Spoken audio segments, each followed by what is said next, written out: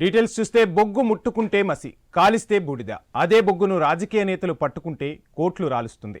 ఈ కోట్లే ప్రస్తుతం తెలంగాణలో నేతల మధ్య కుంపట్లు రాజేస్తోంది.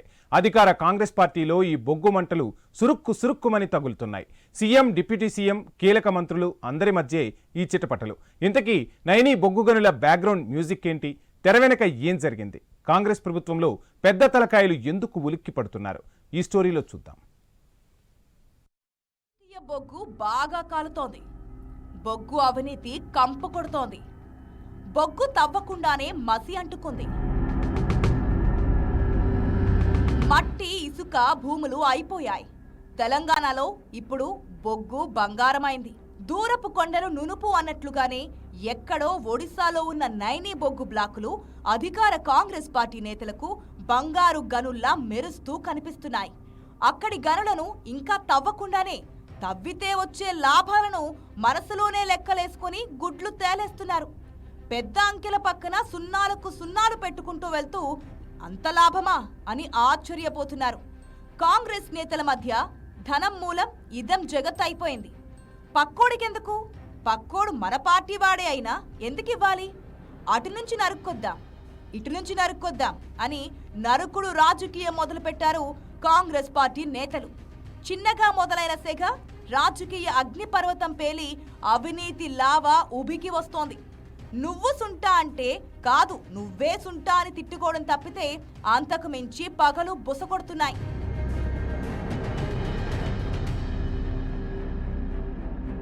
నైని బొగ్గు బ్లాకుల దగ్గరకు వెళ్లడానికి ముందు సింగరేణి సంస్థలో వీటి కోసం పావులు ఎలా కదిపారో తెలుసుకోవాలి. ఒడిశాలోని అంగుల్ జిల్లాలో ఉన్న నైని కోల్ బ్లాకును 2015లో తెలంగాణకు కేటాయిస్తే వాటిని Singareni Collieries Company Limited SCCL అభివృద్ధి చేస్తోంది. అంటే సింగరేణి అండర్లో ఉన్నాయి ఈ నైని బొగ్గు బ్లాకులు.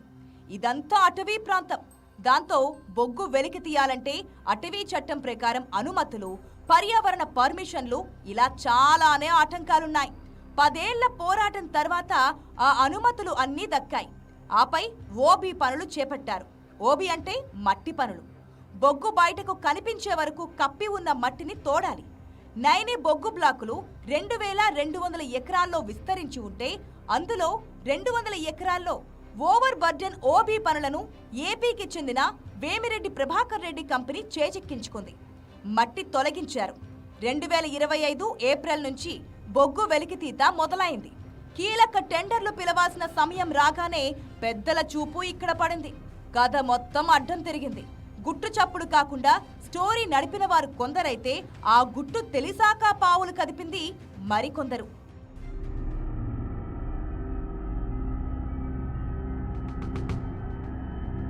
సింగరేణి ప్రభుత్వ రంగ సంస్థ. ఇందులో తెలంగాణ ప్రభుత్వ వాటా 51% కాగా కేంద్ర ప్రభుత్వ వాటా 49%. దీంతో సింగరేణి మేనేజ్మెంట్ మొత్తం తెలంగాణ ప్రభుత్వానిదే. సింగరేణి చైర్మన్ అండ్ మేనేజింగ్ డైరెక్టర్గా సీనియర్ IAS అధికారి ఉంటారు. 2024 జనవరిలో IRS అధికారి బలరాం చైర్మన్ వచ్చే వరకు సింగరేణి CMDగా IAS అధికారి N శ్రీధర్ ఉన్నారు. సింగరేణిలో ఫైనాన్స్ డైరెక్టర్ చంద్రశేఖర్ రిటైర్డ్ కావడంతో డైరెక్టర్ ఫైనాన్స్ గా 7 ఏళ్ల క్రితం డిప్యూటేషన్ పై ఆ పోస్టులోకి వచ్చారు బలరాం. రాష్ట్రంలో కాంగ్రెస్ ప్రభుత్వం అధికారంలోకి వచ్చాక బలరాం అనూహ్యంగా చైర్మన్ అయ్యారు. డిప్యూటీ సీఎం భట్టి విక్రమార్క ఆశీస్సులతోనే బలరాం సింగరేణి చైర్మన్ అయ్యారన్నది అధికార కాంగ్రెస్ పార్టీలో వినిపించే మాట. దాంతో భట్టి ఎంత చెబితే అంతన్నట్లుగా బలరాం చేసేవారని ఆరోపణలు ఉన్నాయి. బలరాం సమయంలోనే నైని బొగ్గు బ్లాకుల అంశంపై కథ, స్క్రీన్ ప్లే బలంగా సిద్ధం చేశారన్నది మరో అభియోగం. 2024లో సైట్ విజిటింగ్ అనే కొత్త అస్త్రాన్ని బయటకు తీసి మరొకరు పాగా వేయకుండా నైని బొగ్గు బ్లాకుల చుట్టూ కవచం ఏర్పాటు చేశారని చెబుతుంటారు.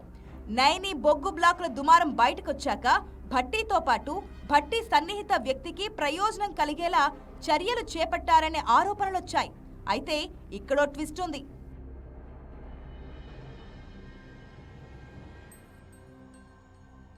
2200 ఎకరాల్లో విస్తరించిన నైని బొగ్గు బ్లాకులు 30 ఏళ్లు తవ్వుకునేలా టెండర్లు ఖరారు చేశారు. ఏటా వచ్చే లాభమే సుమారు 1600 కోట్లుగా అంచనా వేస్తున్నారు. మొదటి ఏడాదిలో కనీసం 5 మిలియన్ టన్నులు, తర్వాత ఏడాది 10 మిలియన్ టన్నుల బొగ్గు ఉత్పత్తి లక్ష్యం. నైని బొగ్గు బ్లాకులో 340 మిలియన్ టన్నుల కోల్ డిపాజిట్స్ ఉన్నాయి.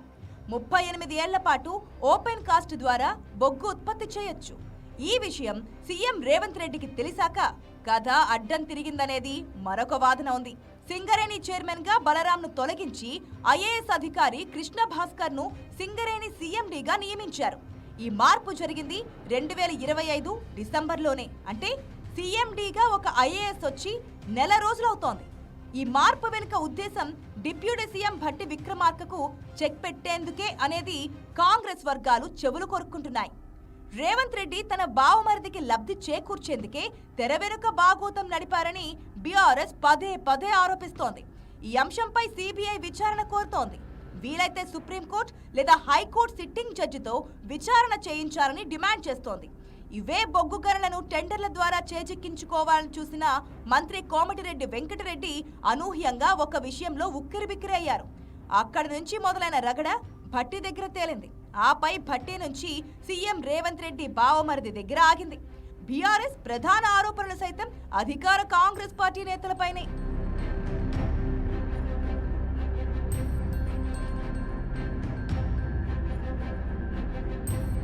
ఇక్కడ గమనించాల్సిన మరొక ముఖ్య అంశం కూడా ఉంది.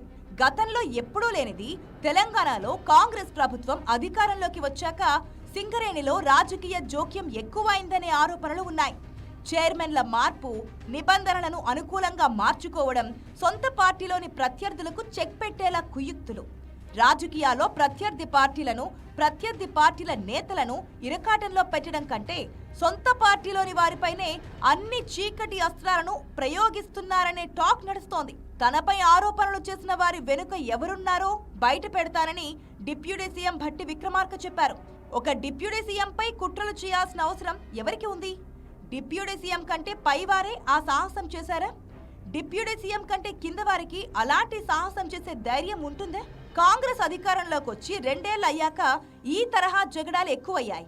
వాస్తవానికి కాంగ్రెస్ లో ఈ తరహా గొడవలు కొత్త కాకపోయినా గతంలోనూ ఉన్న ఈ విధంగా ఓపెన్ అయిన సందర్భాలు అరుదు. నేరుగా కాంగ్రెస్ అధిష్టానానికి ఫిర్యాదు చేసుకునేవారు. తెర వెనుక పావులు కదిపి పై చేయి సాధించేవారు. కానీ కలిసిమెలిసి ఉంటున్నట్లు కలరింగిస్తూ కత్తులు దూసుకోవడం నేటి కాంగ్రెస్ నేతలకే చెల్లిందనే టాక్ గాంధీ భవన్ వర్గాల్లో నడుస్తోంది. నైని బొగ్గు బ్లాక్, సింగరేణి అంశాలు, అవినీతి మరకలు అధికార కాంగ్రెస్ పార్టీలో అన్ని హద్దులను చెరిపేశాయనే అభిప్రాయం ఉంది.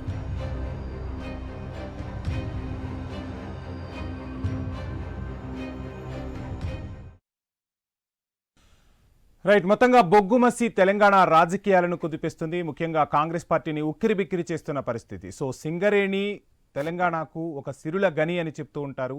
అటువంటి సింగరేణిలో ఏం జరుగుతుందో ఐ న్యూస్ వెలికి తీసే ప్రయత్నం చేస్తుంది. సింగరేణిని కాపాడుకోవాల్సిన బాధ్యత ఖచ్చితంగా తెలంగాణకు ఉంది. తెలంగాణ ఉద్యమంలో కూడా సింగరేణి ఉద్యోగులు కీలక పాత్ర పోషించిన పరిస్థితి. సో అసలు ఈ నైని బ్లాక్ల చుట్టూ తెలంగాణ రాజకీయం ఏ విధంగా మలుపులు తిరుగుతుందో ఈరోజు ఐ న్యూస్ ప్రైమ్ టైం డిబేట్లో ఇదే అంశాన్ని చేపట్టడం జరిగింది. సో నిగ్గు తేల్చే ప్రయత్నం ఐ న్యూస్ చేస్తూ ఉంటుంది.